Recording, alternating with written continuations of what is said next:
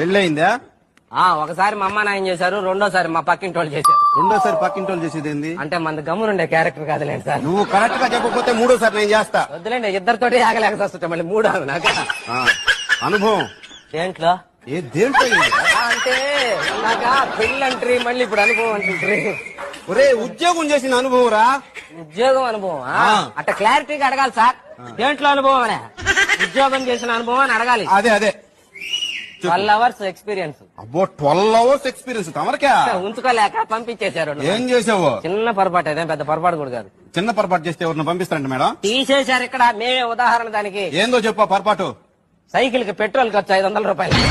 అది చిన్న పొరపాటు అదే కాదని తర్వాత తెలిసిన ఉద్యోగం తీసేసినారు. తమరు ఏం చదువుకున్నారు ఇంతకీ?